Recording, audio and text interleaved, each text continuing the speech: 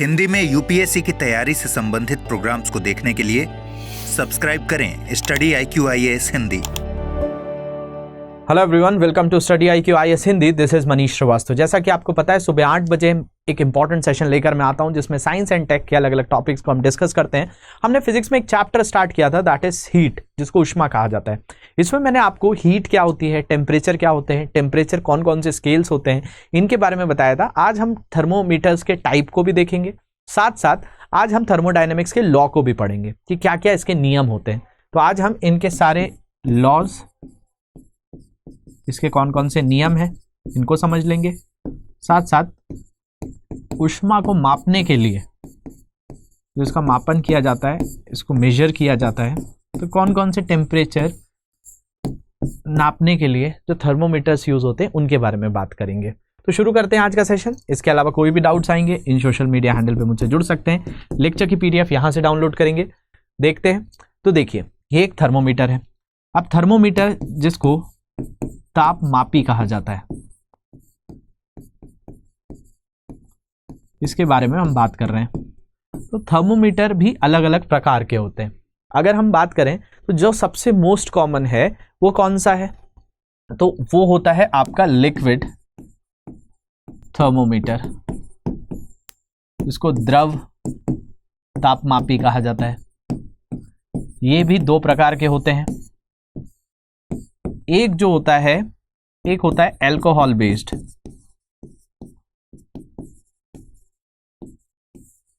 द्रव का मतलब कोई ना कोई लिक्विड होगा, मतलब आपका थर्मोमीटर में कोई ना कोई लिक्विड भरा गया होगा। तो एक चीज जो होती है अल्कोहल भरा जाता है,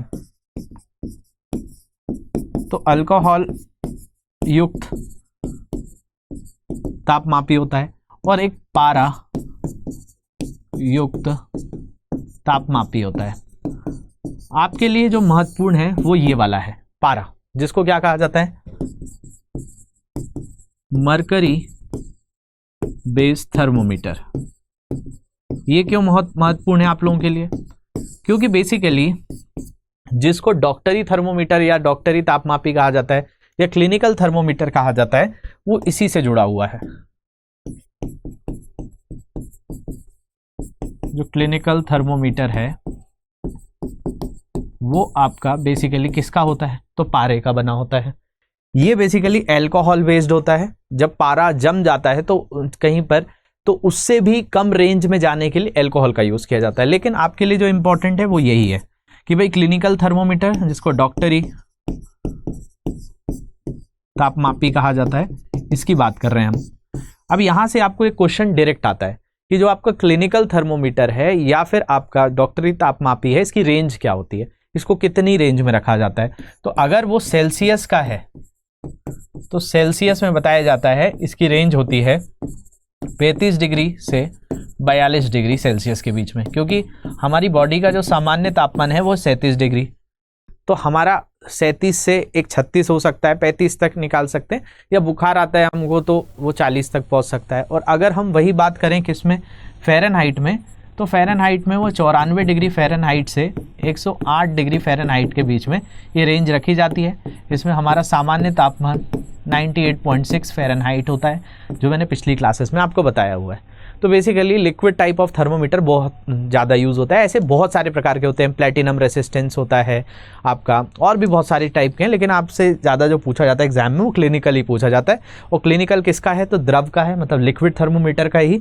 एक पारायुक्त होता है, एक अल्कोहल बेस्ड होता है।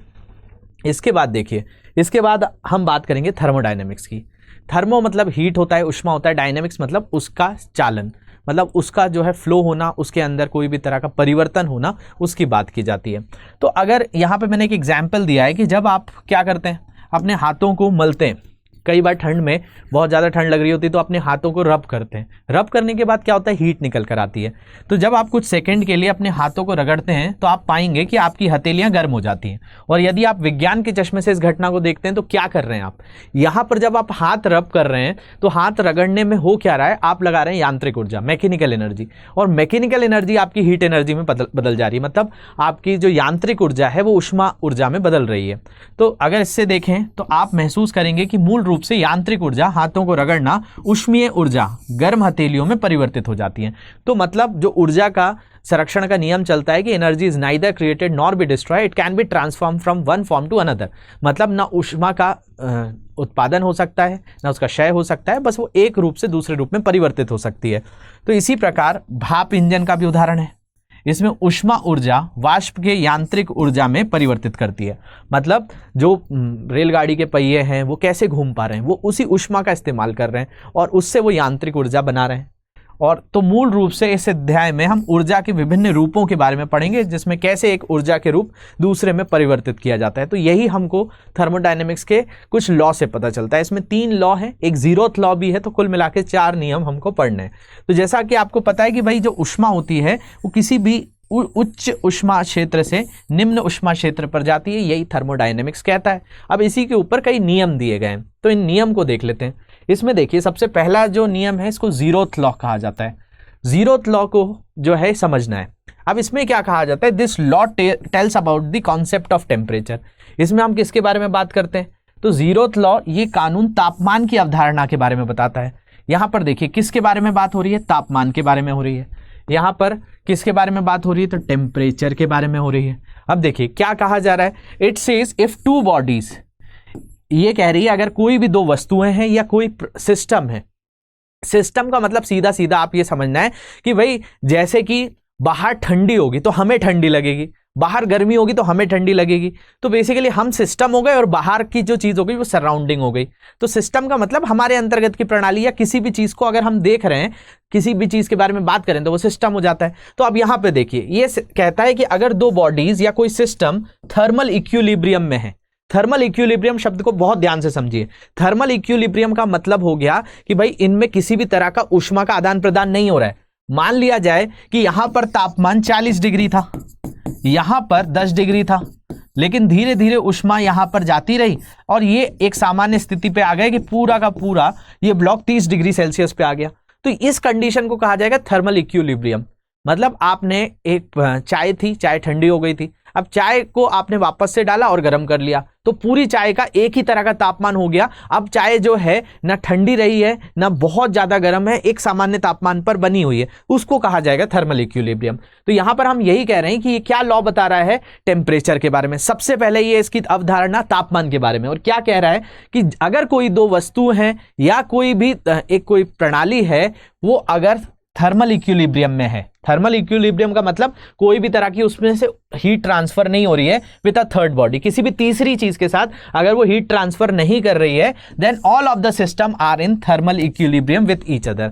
मतलब 2 वस्तुएं जो आपस में एक तापमान पर हैं और तीसरी वस्तु पर कोई भी तरह का उसके अंदर छेड़खानी नहीं हो रही है, कोई भी बदलाव नहीं हो रहा है, तो उस चीज को कहा जाएगा वो सारी चीजें एक ही तरह के जो है इक्विलिब्रियम में है, मतलब उनमें कोई बदलाव नहीं आ रहा है। ये कहता है जीरोथ लॉ।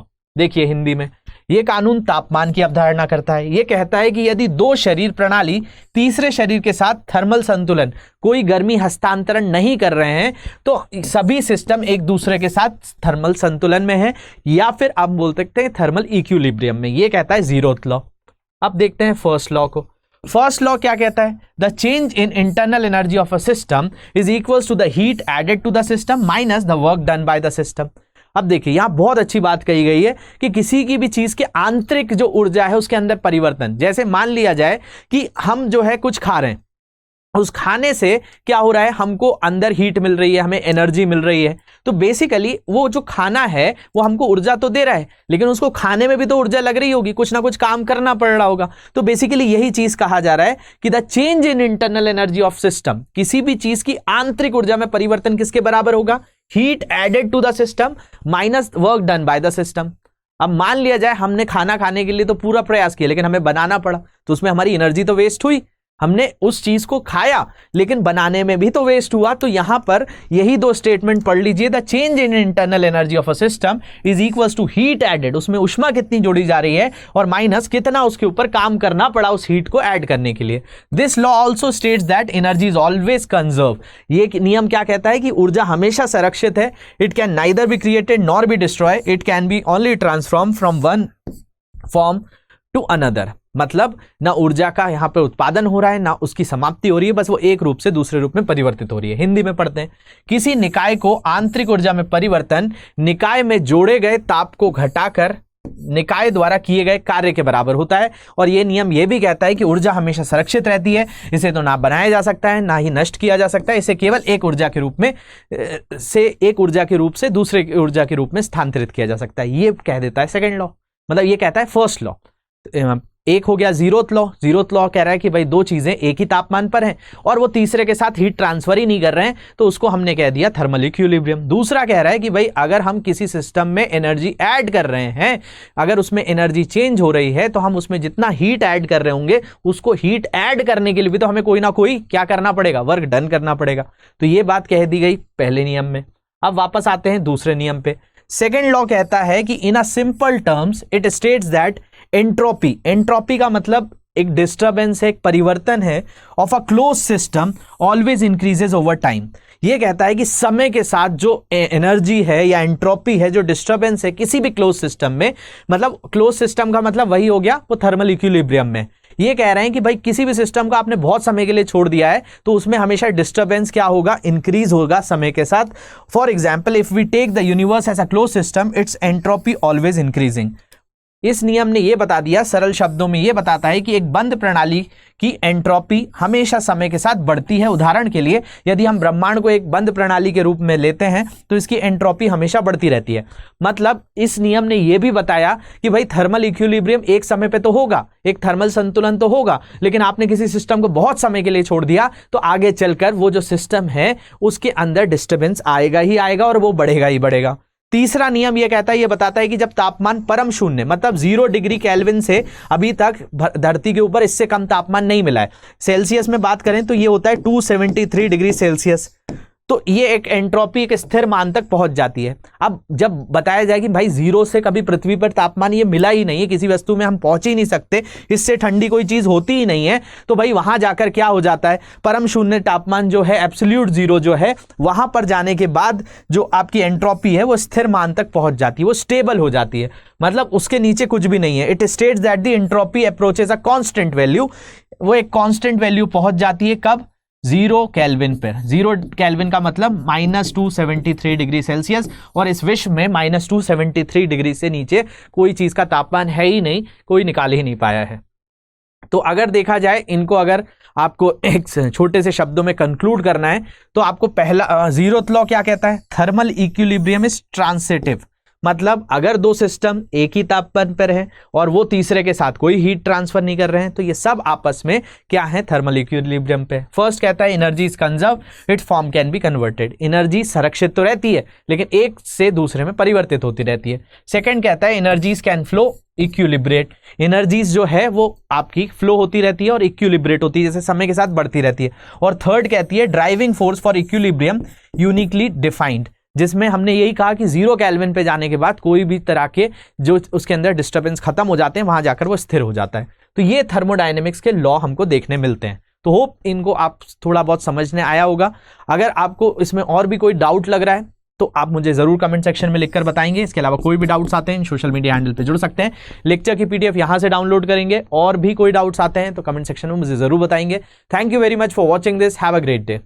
हिंदी में यूपीएससी की तैयारी से संबंधित प्रोग्राम्स को देखने के लिए सब्सक्राइब करें स्टडी IQ IAS हिंदी।